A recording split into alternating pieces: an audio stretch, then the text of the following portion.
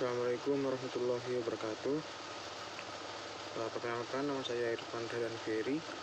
Pada kesempatan kali ini saya akan membawakan materi tentang dampak masif korupsi. Yang pertama, dampak ekonomi. Pertama, lesunya pertumbuhan ekonomi dan investasi.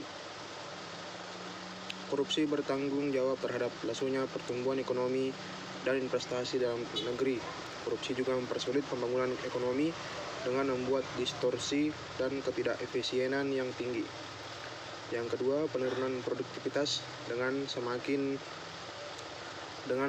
lesunya pertumbuhan ekonomi dan investasi, maka tidak dapat disanggah lagi bahwa produktivitas akan semakin menurun. Hal ini terjadi seiring dengan terhambatnya sektor industri dan produksi untuk bisa berkembang lebih baik atau melakukan pengembangan kapasitas. Yang ketiga, rendahnya kualitas barang dan jasa bagi publik.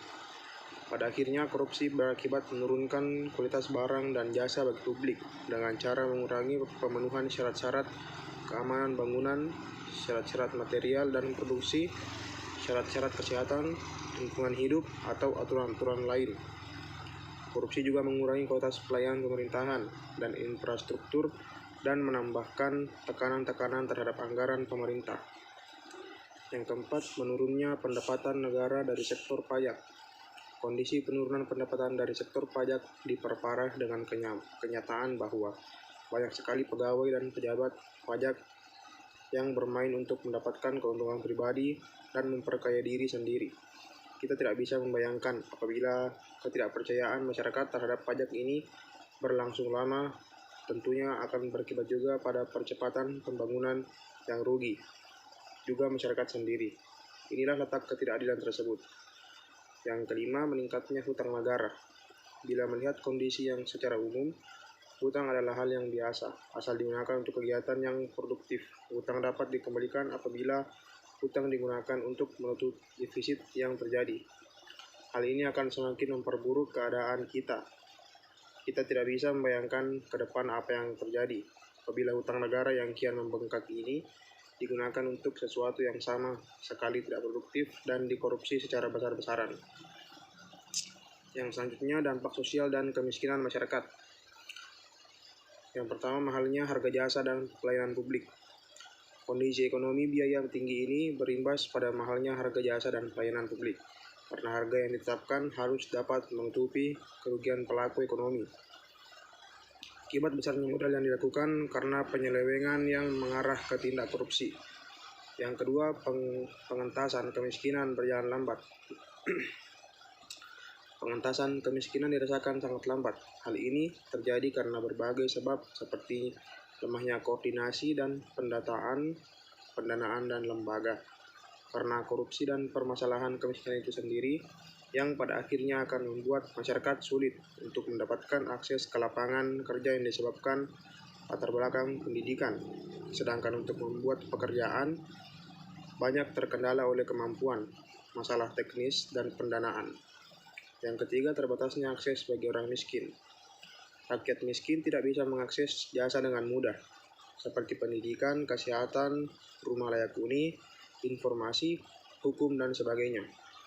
Rakyat miskin lebih mendahulukan mendapatkan bahan pokok untuk hidup daripada untuk sekolah. Kondisi ini semakin menyudutkan rakyat miskin karena mengalami kebodohan.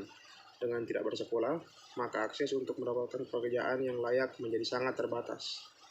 Dan pada akhirnya rakyat miskin tidak mempunyai pekerjaan dan selalu dalam kondisi yang miskin seumur hidup.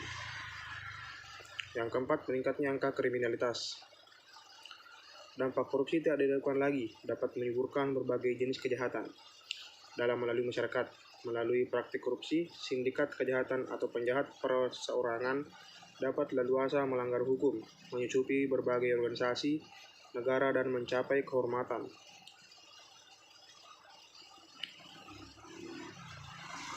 Semakin tinggi tingkat korupsi, semakin besar pula kejahatan. Yang kelima, solidaritas sosial semakin langka dan demoralisasi. Solidaritas yang ditunjukkan adalah solidaritas palsu. Sudah tidak ada lagi keikhlasan, bantuan yang tulus.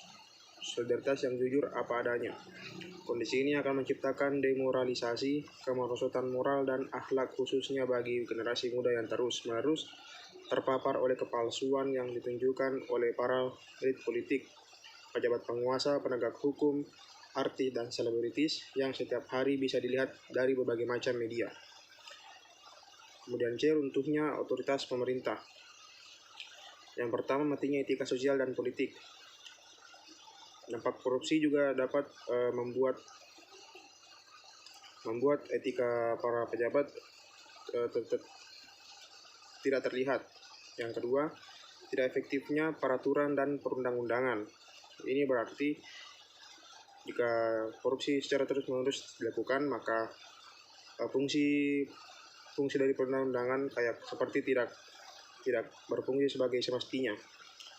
Yang ketiga, birokrasi jadi tidak efisien. Kemudian D, dampak terhadap politik dan demokrasi. Yang pertama, munculnya kepemimpinan korup. Ya, tentu saja ini terjadi karena para pejabat elit yang memulai aksi korupsi tersebut. Yang kedua, hilangnya kepercayaan publik pada demokrasi. Yang ketiga, menguatnya plutokrasi. Yang keempat, hancurnya kedaulatan rakyat. Kemudian E, dampak terhadap penegak hukum. Yang pertama, fungsi pemerintah yang mandul. Yang kedua, hilangnya kepercayaan rakyat terhadap lembaga negara. Kemudian F, dampak terhadap pertahanan dan keamanan. Yang pertama, kerawanan Hankamnas karena lemahnya alutsista dan sumber daya manusia.